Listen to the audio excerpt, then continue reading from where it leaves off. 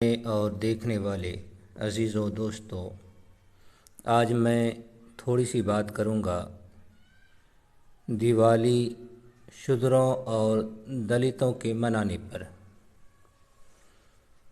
आप भी ये सवाल कर सकते हैं क्योंकि आपके आसपास भी ज़्यादातर लोग दलित और शूद्र समाज के ही होंगे, क्योंकि हिंदुस्तान में 85% जो हिंदुओं के अंदर जो लोग आते हैं वो शूद्र और दलित में आते हैं। शूद्र कुछ ऊंचे होते हैं, हालांकि धार्मिक लिहाज से तो बहुत नीचे होते हैं, जानवरों के बराबर होते हैं, फिर भी किसी पर नज़र रखते हुए किसी से ऊंचे माने जाते हैं। दलित हैं तो दलित से ऊपर माने जाते हैं शूद्र। और शूद्र की हैसियत भी हिंदू धर्म में मैंने कई वीडियो में बताया दिखाया कि इनकी हैसियत हिंदू धर्म में जानवर के बराबर है, कुत्ते और सूअर के बराबर है शूद्रों की। तो जो दलित हैं उनकी हैसियत तो इससे नीचे होगी। तो अभी जो है दिवाली का मौसम चल रहा है, मैं जहाँ हूँ वहाँ पर मेरे आसपास कई गांव शूद्रों और दलितों के हैं। इसलिए मैं आज एक सवाल, छोटा सा सवाल सिर्फ दलितों और शूद्रों से करूँगा, और मेरा सवाल होगा दिवाली मनाने के ऊपर। ये लोग जो दिवाली मनाते हैं, इन लोगों के दिवाली मनाने के ऊपर मेरा सवाल होगा। हमारे यहाँ दिवाली से 2 दिन पहले और 2 दिन बाद तक पटाखे फोड़े जाते हैं, और ख़ास दिवाली के दिन तो पटाखे के साथ साथ रंग बिरंगे लाइट और पता नहीं क्या क्या होता है। तो ऐसी सूरत में दलितों और शूद्रों से सवाल बनता है, और मेरा सवाल होता है कि चले मान लें ब्राह्मण, क्षत्रिय और किसी हद तक वैश्य, ये तीनों ऊंची जाति कहे जाते हैं, ये दिवाली मनाएं तो बात समझ में आती है, पर आप क्यों मनाते हैं? दिवाली का त्यौहार तो इसलिए मनाया जाता है कि माता लक्ष्मी खुश होकर हमको मालदार कर देगी, मालदार बना देगी, धनपति बना देगी, दौलत का ढेर लगा देगी। पर शूद्रों को तो माल रखने का, धन रखने का अधिकार नहीं है, ये तो बुरा बतलाया गया है।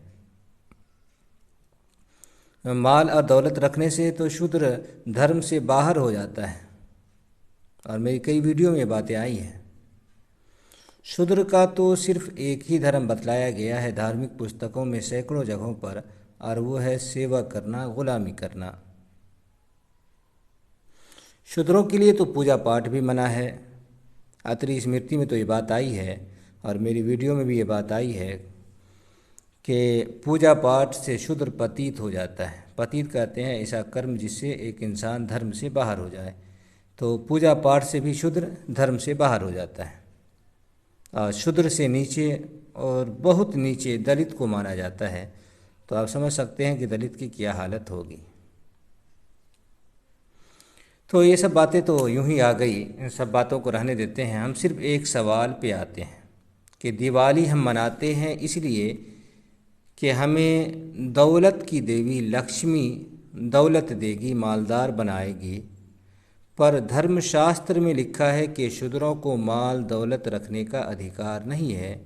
यह आपके सामने मनुस्मृति खुली हुई है, आप इसमें देख सकते हैं।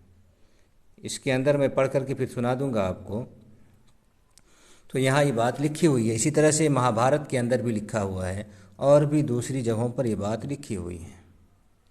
10 जगहों पर धर्म ग्रंथों के अंदर लिखी हुई है। तो क्या शूद्रों को फिर भी लगता है कि माँ लक्ष्मी धर्म के विरुद्ध जाएगी? धर्म ये कहता है कि शूद्रों को माल रखने का हक नहीं, और फिर ये समझते हैं कि जी माँ लक्ष्मी हमको धन देगी।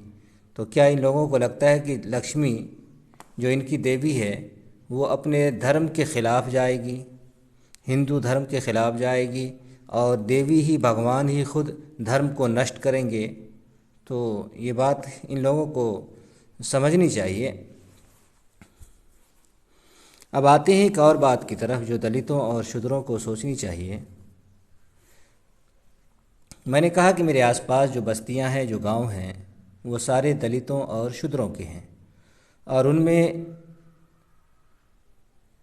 इन बस्तियों में अगर मैं मान लूँ कि 5,000 घर हैं, हालांकि ज़्यादा है, और हर घर से हज़ार हज़ार रुपये दिवाली के पटाखे में जलाए जाते हैं, तो आप समझ सकते हैं कि कई लाख रुपए जल गए मेरे आसपास ही, और मिला क्या? कुछ भी नहीं मिला। कुछ भी इनके धर्म के हिसाब से, इनकी आस्था, इनके ईमान, इनके यकीन और इनके विश्वास के अनुसार भी इनको कुछ नहीं मिलेगा। क्योंकि धर्म ही कहता है कि इसको कुछ नहीं मिलेगा, तो इनके अक़ीदे के मुताबिक भी, इनके ईमान और विश्वास के मुताबिक भी इन लोगों को कुछ मिलने वाला नहीं है। ऊंची जाति जो ब्राह्मण है, क्षत्रिय है, वैश्य है, इनको धन रखने का अधिकार है, और इन लोगों का अपने धर्म के बारे में आस्था भी है, विश्वास भी है, यकीन भी है, ईमान भी है। और शूद्रों को भी है। मैं देखता हूँ कि शूद्र है या दलित है, ये तो ब्राह्मण से भी आगे आगे रहते हैं जय श्री राम के नारे में। मैंने कहा कि अगर राम जी होते ना, तुम नारे लगाते ये पवित्र नारा, तो राम जी अपनी तलवार से तुम्हारी ज़बान काट दिए होते हैं। जिस तरह से शुद्रा फिल्म के अंदर ओम नमः शिवाय के कहने की वजह से एक बच्चे का ज़बान काट दिया गया था, और वो बच्चा भी शूद्र का बच्चा था। तो अगर ये सारे लोग अपने ईमान पर, अपने धर्म पर विश्वास रखते हैं, यकीन रखते हैं, चाहे वो ब्राह्मण हो, ऊंची जाति का आदमी हो या नीची जाति का, शूद्र हो, दलित हो, अगर हर एक अपने धर्म पर विश्वास रख रहे हैं, ईमान रख रहे हैं, यकीन है, तो फिर करना भी वही चाहिए जो धर्म में है। और धर्म में यही है कि इन लोगों को दौलत रखने का अधिकार नहीं है, शूद्रों को दौलत रखने का अधिकार नहीं है। और जब अधिकार ही नहीं है तो फिर दिवाली भी मनाने का अधिकार नहीं है, क्योंकि दिवाली से दौलत मिलती है, धन मिलता है, और धन रखने ही का अधिकार नहीं है, तो फिर दिवाली भी मनाने का अधिकार नहीं है। तो बात इधर से घुमाए उधर से घुमाए, बात यहीं पहुंचती है कि शूद्रों को, दलितों को दिवाली मनाने का अधिकार नहीं है। ये मोटी मोटी बात है जो शूद्रों और दलितों के दिमाग में घुसने वाली है। अगर फिर भी ना घुसे और दिवाली ये लोग मनाएं, तो फिर क्या कहा जाएगा? सिवाय गुंडागर्दी के और कुछ भी नहीं कहा जा सकता। और वो भी हिंदू धर्म के ख़िलाफ़ गुंडागर्दी, देवी लक्ष्मी के ख़िलाफ़ गुंडागर्दी, सनातन धर्म के ख़िलाफ़ गुंडागर्दी। अगर किसी शूद्र को, ब्राह्मण, राजपूत के अलावा लोगों को धर्म, जो ये सनातन धर्म है, अगर इससे प्यार है, तो फिर इन लोगों को, ये जो शूद्र लोग हैं, इन लोगों को चाहिए कि हम ऊंची जाति जो ब्राह्मण राजपूत है उनकी ग़ुलामी करें, सेवा करें, क्योंकि यही धर्म है। शूद्रों का धर्म यही है। अगर शूद्रों को धर्म से प्यार है, अपने धर्म से प्यार है, तो फिर इसका धर्म यही है कि वो ब्राह्मण से और ब्राह्मण और राजपूत की सेवा करें। ये जो आपके सामने खुली हुई पुस्तक है, ये मनुस्मृति है। मनुस्मृति का अध्याय 8 है, मंत्र 413। यहाँ से हम पढ़ते हैं। यहाँ लिखा है कि परंतु मोल लिए हुए व ना मोल लिए हुए शूद्र से दास का कार्य करा ले, क्योंकि ब्राह्मणों के दास कर्म के लिए ही इस शूद्र को उत्पन्न किया है। क्या हुआ कि इसका मतलब ये हुआ कि उस दौर के अंदर शूद्र को, ये जो 85% हिंदू है, इसको ख़रीदा भी जाता था, बेचा भी जाता था। कोई भी किसी शूद्र को उठा के किसी और आदमी के पास बेच दिया, ये काम होता था। परंतु मोल लिए हुए व ना मोल लिए हुए, शूद्र हर हालत में, यहाँ क्या पता चला? शूद्र हर हालत में ग़ुलाम है। क्यों? इसलिए कि भगवान ने उसे ग़ुलाम ही के लिए, ब्राह्मण की ग़ुलामी के लिए ही उत्पन्न किया है, पैदा किया है।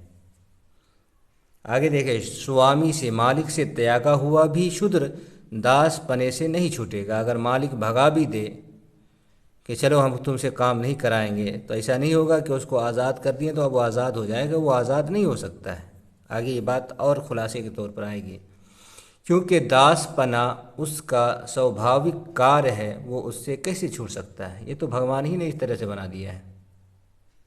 अब फिर यहाँ जो है दास की कई किस्में लिखा है। युद्ध जीतने से मिली, भोजन के लोभ से आया, दासी का पुत्र, मोल खरीदा दूसरे का दिया हुआ, पिता के आगे से चला आया, दंड रन आदि चुकाने के लिए दास हुआ।